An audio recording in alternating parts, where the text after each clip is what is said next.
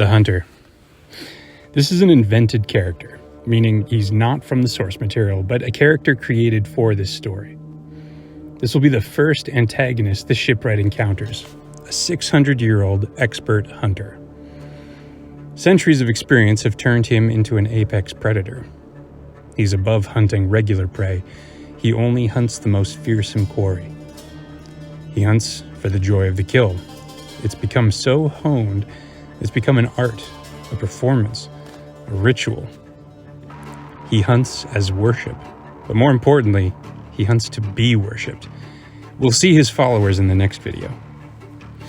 Centuries of refinement means that he moves efficiently and kills quickly. Some think that all his time spent pursuing monsters has turned him into a monster, but he has kept a deep respect for his prey.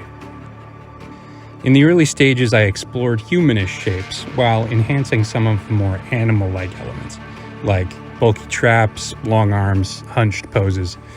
I wanted his body to look like it had been shaped by countless years in the wilds, trying to match the speed and power of the creatures that he hunted. I bounced around from the overall body to the face, starting with the idea of a predatory prehistoric cat with sharpened teeth, huge masseter muscles for biting power, and a wide brow and nose bridge. Also, why not give him an actual saber-toothed skull helmet? It required some reshaping, especially the narrow cat jaw, but I liked it. As I continued to explore around, the idea of the wide-brimmed hat emerged. Similar to the large eye markings inside the Shipwright's cloak, the hunter's hat would be used to stun and confuse prey before an attack. It also gave him a very striking silhouette. No matter how much detail goes into a design, I still like to keep the overall shape somewhat simple. The dragon skin Matador cape hanging over one shoulder really worked. It was a nice big shape that supported him thematically and acted as a great contrast with his close-fitting snake wraps, showing off his physique. I refined this direction a bit more to test it out, bringing in the hat, and this time woven of straw with a high point. I also tested out the saber-toothed skull helmet with this look. When comparing the two, the silhouette of the hat just stood out so strongly I had to push it further. I pushed the physique to be even more exaggerated, with wider shoulders and an uncanny hunch.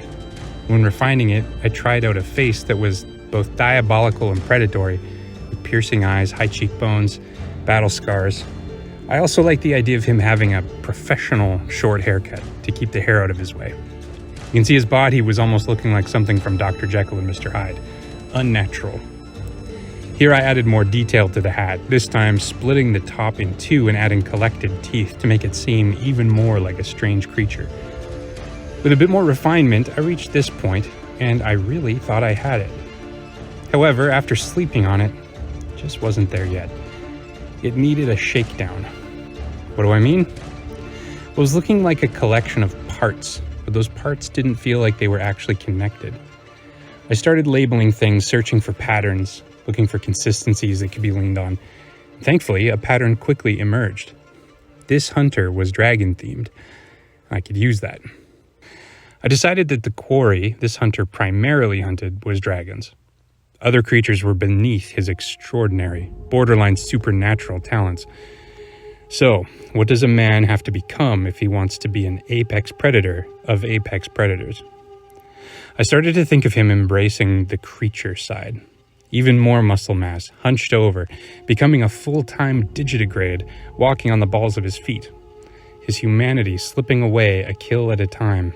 His skull, the seat of human intelligence, becomes minimized. His jaws and teeth exaggerated.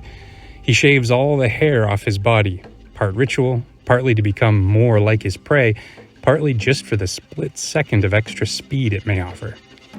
Between minimal sleep and hyperfocus, his eyes are perpetually bloodshot. Raised keloid scarification is used to count and display kills, with the added benefit of mimicking dragon scales. He wears a red paint over the lower half of his face, his neck, and his chest, to give the look of a feasting predator. He could have more weapons on him, but my plan is for him to have a large entourage that includes acolytes, squires, and worshippers. He can carry a relatively small assortment of tools because he can quickly and easily call for more. I spent a bit of time figuring out this snake skull clip for his cloak, but in the end, practicality won out. The shape is neat, but it's too complex to draw over and over again. In the end, I opted for a simple triangular shape that is still evocative of a snake's head, marking the end of his snakeskin wrap. And I think the simplicity of the shape actually works better with his personality too. It's a little bit more brutal, less fine. At the last minute, I started to think about one last element of his silhouette. I sadly dispensed with the hat as it didn't really fit this new direction. Instead, I thought it would be cool if he wore dragon claws in a way that looked like huge fangs. I experimented with a number of different directions. In the future, this is the kind of thing that I'll be asking Dragon Tier patrons to vote on. Since I made these earlier, I went with the version that I felt had the clearest silhouette. After adding some color, I also did a rough battle scar pass. He's probably happy to regale his adoring minions with the long story behind each one. And because this image will also serve as a future model sheet when creating the actual book, I did a quick sketch of his back, showing how a duplicate snakehead clasp holds his cloak in the back and how his red paint terminates. And there we have it, the Hunter, a 600-year-old dragon slayer worshipped as a god for his skill. This project is going to be an ongoing series documenting the ups and downs of world building, ending in a published book. And after that, well, perhaps another video series will be in order, followed by another published book. I have several more ideas stewing away in the back burner, so I hope you'll follow along. Sign up on Patreon for as little as $3 a month. If you're a true believer, there are some higher tier options that come with some cool perks. A huge thank you to those who have already joined. Dragon Tier patrons, on top of being able to vote on aspects of this project, will also be listed in future videos. Thanks for joining me as I continue to develop this project. I'm excited to see where it's going to go, and I hope you are too. See you next time.